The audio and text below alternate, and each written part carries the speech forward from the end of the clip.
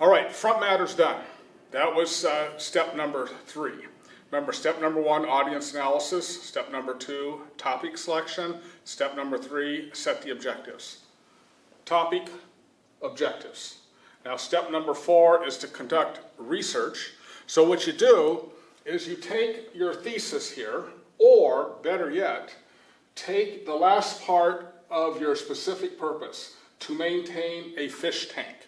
Type that into a search engine. Maintain a fish tank, or the audience or people can maintain a fish tank. So you type that in, you're going to generate a bunch of articles. Now, all those articles should support how to maintain a fish tank.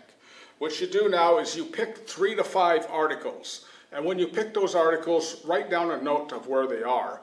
Now you read through the articles and you'll come up with 10, 15, 20 main points or different ideas about maintaining a fish tank. So as you look through those things, you pick out 3. That's all you do, just pick out 3 things, and that becomes the body of your speech. Now, if you already know the topic, and you know a lot and you don't want to do any more research, you will have to do some research for this speech, but what you could do is you could take your thesis now, instead of the specific purpose, your thesis, and already you know what might be 3 main points. What's the 3 main points to properly maintain a fish tank? Then you can write that down. But sooner or later we're going to have to do some research, as this is research speech, an informative speech. All right, so again, that's step number 4 is the research. So you take your specific purpose, maintain a fish tank, type that into a search engine. You will get lots of hits, choose about 3 to 5 articles, read the articles with a highlighter, pick out main ideas or points that support maintaining a fish tank, and then go through them again and narrow it down to about 3 main points. You're going to have a list of 20 or something like that. Then you get those 3 points. Once you have those 3 points, it's time to do step number 5 of the speech writing process. So that is write the body of the speech. So we'll come up here and write the body. Now, this is different than written communication, again, because written communication, you have an introduction, a body, and a conclusion. Now, in our outline, we're going to have the same 3 things, an introduction, a body, and a conclusion. But what we're doing is we're writing the body first. So why do we write the body first in a speech? Because one of the things we talked about earlier is we talked about repetition for an audience. Again, we talk about people can go back and reread if they forget something or mind wanders while they're reading, but they can't go back and re-listen. So one of our strategies in public speaking is to repeat things. So there's an old maxim called, tell them what you're going to say, tell them, and tell them what you said. So think about that. You're going to tell them what you're going to say, you're going to tell them, then you tell them what you said. Introduction, tell them what you're going to say. Body, tell them. Conclusion, tell them what you said. So you cannot tell them what you're going to say unless you already know what you're going to say, which is the body of the speech. That's why we have to write the body first. So we've gotten our information from our research, or what you know to support that. And the body is made up of 3 points. 1, 2, I'm going to put the 3rd one over here. Okay, so you write in your main point. So for instance, if it says anyone can properly maintain a fish tank, maybe the first point we have to know is to how to drain the fish tank without killing the fish.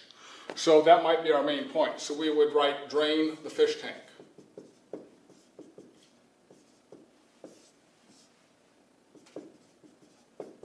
All right, so once we have that there, now we've got to support the drain the fish tank.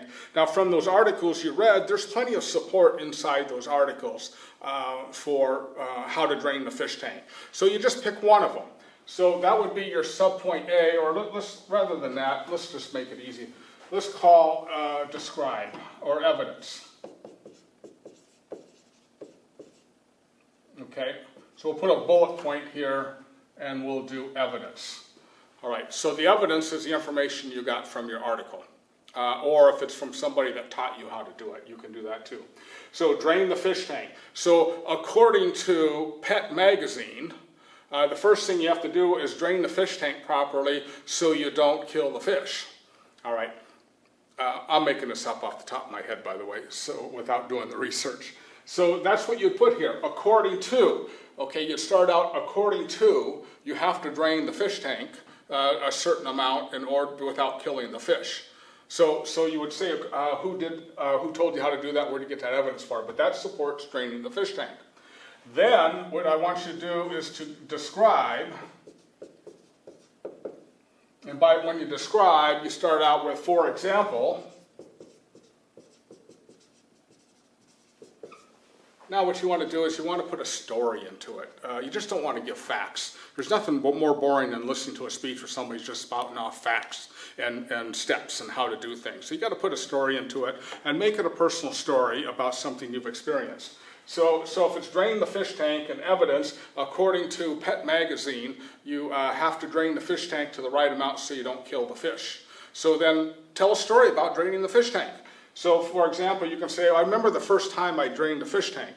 I was kind of worried about it because I had some fish I'm really attached to, and I went in there and I started to take water out a little bit at a time, and I would take it over to the sink and take water out and take water out, and pretty soon my fish only had this much water in there and their fins were flopping above it. So I freaked out and I went and got more water and I poured it back in, and that caused more things. When I poured it in, all the sand, the bottom, the rubble went up, and it just made a mess, and the fish were scared and the fish were shocked.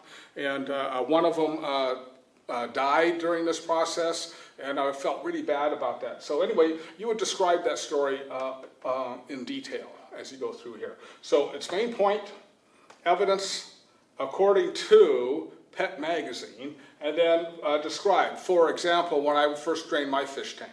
Okay, then you tell a story. All right, then you go all the way through. So drain the fish tank, scrub the sides of the fish tank maybe, and then refill the fish tank. All right, so those would be all things, but you'd use all three of those things. That's the body of the speech, and you write it exactly like that. Main point, evidence, describes, give an example. All right, that'll bring your speech to life. It'll make it interesting to everybody, and you'll become a good storyteller.